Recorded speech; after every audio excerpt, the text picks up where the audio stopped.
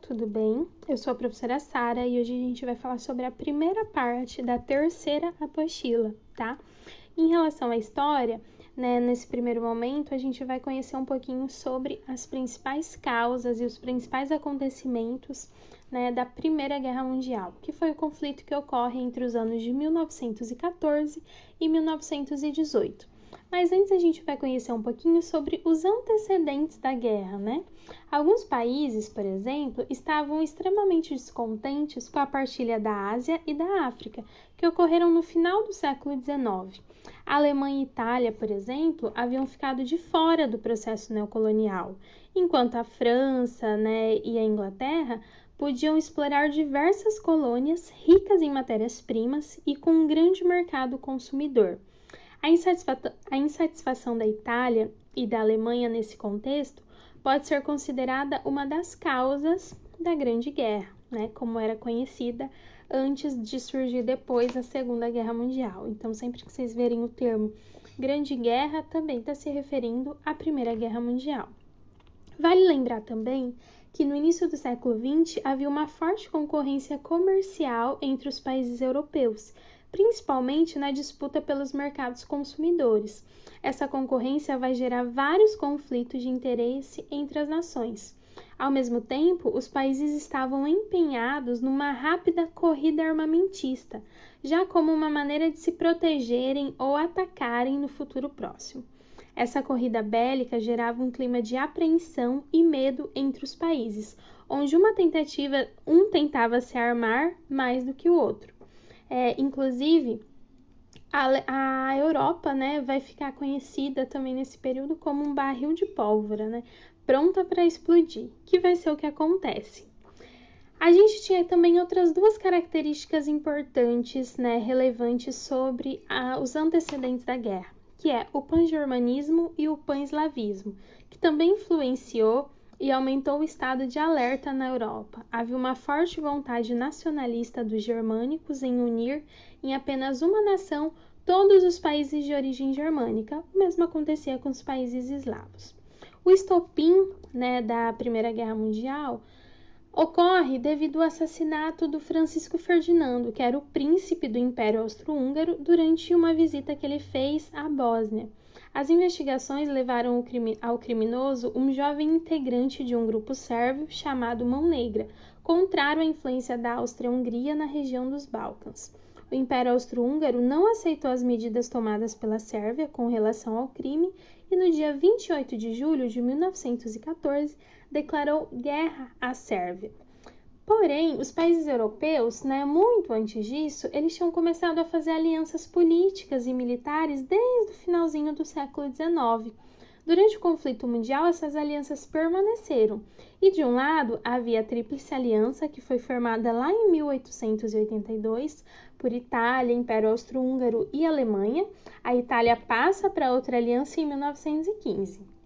Do outro lado, a gente vai ter a Tríplice Entente, que foi formada em 1907 com a participação da França, da Rússia e do Reino Unido.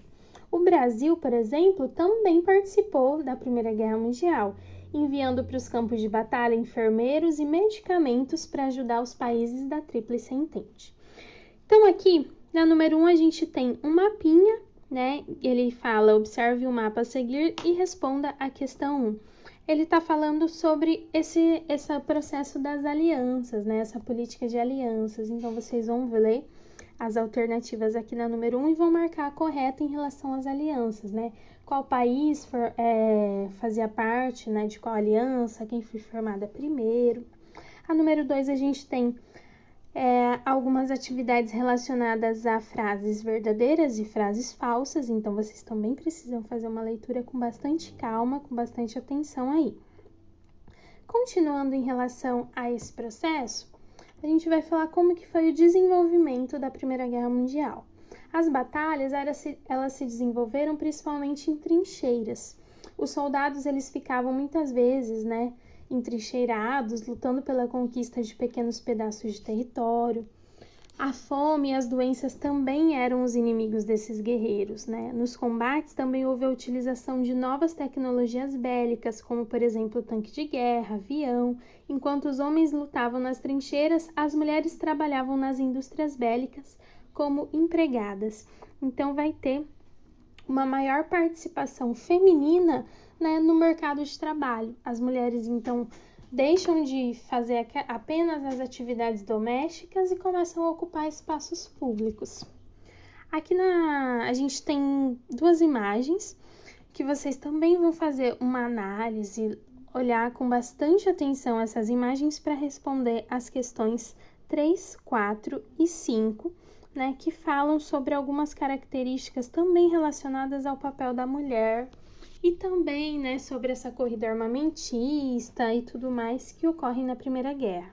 A gente tem também um documento, né, na verdade 2 documentos aqui. O primeiro é um trecho, né, de um texto, e o segundo documento é uma imagem, né, um cartaz britânico que fala também sobre a questão de algumas mudanças no dia a dia das pessoas que estavam vivendo durante a Primeira Guerra Mundial, principalmente aqui em relação ao papel das mulheres, né? Quais serão os papéis que as mulheres irão desenvolver nesse processo. Então é preciso ler o texto com bastante atenção. A número 7 é para a gente preencher uma tabelinha, né, de identificação da imagem. Que imagem, professora? Essa imagem aqui, lá da página 94. Né? Então, descrição da imagem, quem produziu, qual era a mensagem que ela quis passar, a quem essa imagem estava se endereçando, ou seja, a quem ela se dirigia, ela se destinava a quem.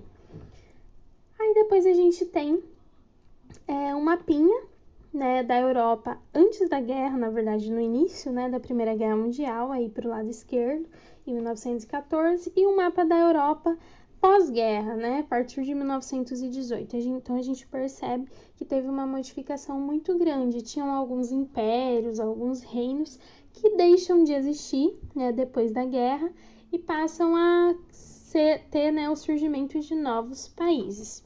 Bom, em 1917 ocorre um fato histórico de extrema importância: a entrada dos Estados Unidos no conflito. Os Estados Unidos entram ao lado da Tríplice Entente, né, porque haviam também vários acordos comerciais que eles queriam defender, principalmente com a Inglaterra e com a França. Esse fato vai marcar a vitória da Tríplice Entente, forçando os países da aliança a assinarem a rendição. Os derrotados tiveram ainda que assinar o Tratado de Versalhes, que impunha a esses países fortes restrições e punições.